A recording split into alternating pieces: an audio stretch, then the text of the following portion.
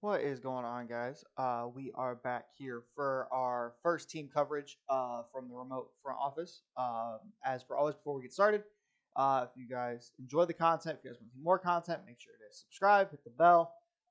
Goal is to have these once or twice a week for you guys coming out at the same time. And also share it with friends if you guys like the insight I give on your team, or if you guys have any comments on your team, or if you think your team should go a different direction, make sure to comment that down below. But we are going to start with the Houston Rockets, personally, because I think this is the team in need of a change the most.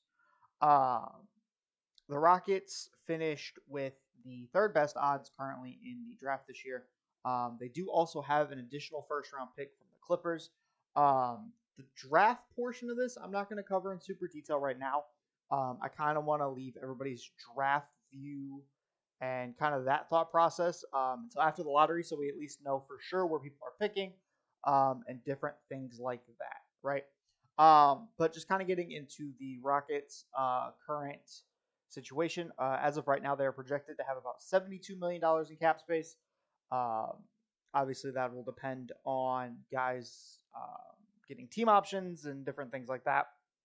But as of right now, that's what they're projected for this year. Their top free agents for the year currently, uh, really the only one they have of note is Kevin Martin Jr. He has a team option. The one thing I will say is if they take the team option, he becomes an unrestricted free agent next year. So personally, what I would do is I would be declining his team option, makes him a restricted free agent. I personally don't think he'll get more than maybe 8 to 12 a year. I don't really see much. I like the athleticism. I like the effort. Um, I just personally think he still has a lot to learn and a lot to develop. So I don't think a team will take a big swing on him. So personally, if you believe that you're going to end up having him around long term, I think that that's probably just your best bet, right? Is to try and lock him down for a little bit longer, kind of like they did with Jayshawn Tate last year. Um, as far as team needs go for this team, they need some vets. I understand that they have like Boban and stuff that was on the bench this year, but they just need vets that play. I think it feels more like an AAU team as far as the effort given defensively, as far as just the general atmosphere around this group, right? I think that at this point it feels more like an AAU team. I think they need some sort of a vet to really corral them together, get them playing more like a team, and kind of get them more locked in on a game to game basis, right? Another thing this team needs is they need a true point guard, a facilitating type point guard, right? They've had the Kevin Porter Jr. experiment that they've been having at point guard. Obviously, Jalen Green's going to be handling the ball for them a little bit. Şengün's going to have it as far as like the post actions and stuff that they run. But personally, I just think that they need a true point guard to really kind of get this offense into a particular format. I think it'll help Jalen Green as far as just mature and develop as more of that secondary ball handler and a scorer. And then also, as we saw from Jabari Smith Jr. in college, if he doesn't have good point guards, he's not a guy that can create for himself. So it makes it a lot more difficult for him to shine. And they spent a lottery pick on him last year. I just think that in order for this team to mature and develop, they need to bring in that true point guard, more of a facilitator rather than a scorer. And the last thing I think this team needs is rim protection, right? Obviously, with Şengün, he's not going to be a rim protector. He's not great defensively. He's more of an offensive guy. And I think this team, especially now that you have Jokic's and Embiid's and Giannis and all these people, if you watched pretty much any big play the Rockets this year, it was just like varsity playing middle school almost. Like it's just Embiid torched them this year. Giannis torched them this year. Like it's just they need some sort of rim protection. I think that'll help Jabari Smith Jr. As he's more of a perimeter guy, and I think it'll just help the team overall defensively really shine and kind of eventually start making these leaps that we want these younger teams to make. Right. Um, as of right now, Şengün is the only center on the roster next year. So I would definitely have them keep an eye out for the center market, whether it's obviously you're not expecting a guy to come in and play 30 minutes per se, but maybe just a guy that comes off your bench and plays 15, 20 minutes or something like that. And is just kind of more the energizer, the rim runner, the defensive guy, something like that, right? Another thing I would personally look to do, I know some people like Kevin Porter Jr., some people don't. Personally, I am not a Kevin Porter Jr. guy. And then kind of based on his current salary construction, I personally would be looking to trade him.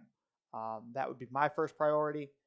However, I don't think that is the Rockets' priority. And almost for a culture sense, I would cut him. His contract's not guaranteed. That's just kind of the way they structured it, as more of like a 1+1+1 type of deal.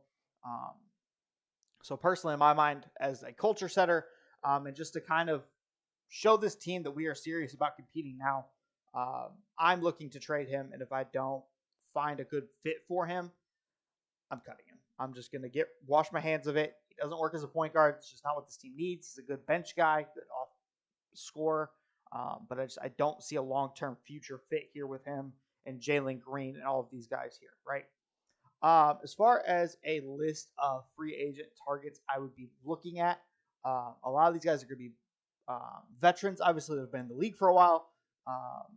Due to the fact that I think the Rockets kind of want to be a little bit more competitive than what they should be. It'll be more towards the older vets rather than vets that maybe can develop along with the team, right? So first guy I have on the list, I'm going to have this guy for a lot of these young teams. I don't think he'll go there, but then again, Houston has so much cap space. I wonder if they just outbid everybody, and that's Fred VanVleet. I know he's had a down year. I know that he probably will stay in Toronto. I could see it. But if Toronto does happen to go full rebuild, he doesn't want to be there because he is 29. I think he'd be a really good fit. He's solid defensively. He's a good playmaker. He can shoot at times. Obviously, it's regressed a little bit this year. But I think that he would just be kind of that veteran guy to really help organize this team and get them all on the same page, right? Another guy I have kind of along a similar mindset is Patrick Beverley. I don't think Patrick Beverley will go there just because he is a little bit older, and he's more of in a win now mode. Obviously, you guys saw what he did for Chicago this after his buyout, and then what he's done for Minnesota the last couple of years, what he's done for the Lakers. It's just he brings an intensity and he brings, I don't know if I'd call it a maturity, but he just brings that toughness and I care about the game attitude that I just think Houston needs at this point, right? I don't think he'd be overly expensive. I think you could get him for like a 1 or a 2 year deal, probably around like 10 million, I would assume. Especially if you're Houston, I think you're gonna have to pay a little bit above market value to bring in a guy like Patrick Beverley. Another guy is Javon Carter. He's not necessarily the biggest name, but then again, this free agent class is not top of the tier, right? As far as for what this team needs, right? Harden doesn't really solve your problems. Kyrie doesn't really solve your problems. Westbrook doesn't really solve your problems. So I think you just kind of have to focus on, if you don't get Fred, you go for guys to maybe bolster your point guard rotation, develop a real point guard rotation, get a mentor for Ty Washington, and just kind of go from there, right? The next guy I have is Dwight Powell. This is more for just a backup center. I think his market will be respectable. I don't think it is going to be anything near the top level that most people would come to expect, right? He's currently at, I believe, about 12 million right now. So I think you could probably get him for about 15 to 18, possibly for like 2 years.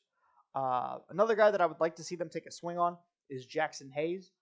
He's kind of fallen out of the rotation in New Orleans. I think that maybe with some good coaching and possibly just an expanded role, I think he could really develop into more of a lob threat and possibly not necessarily a rim protector, but more of how Milwaukee uses Giannis, to where he's not the primary guy guarding the pick and roll, right? But he's the one helping. He's the one coming off of that corner.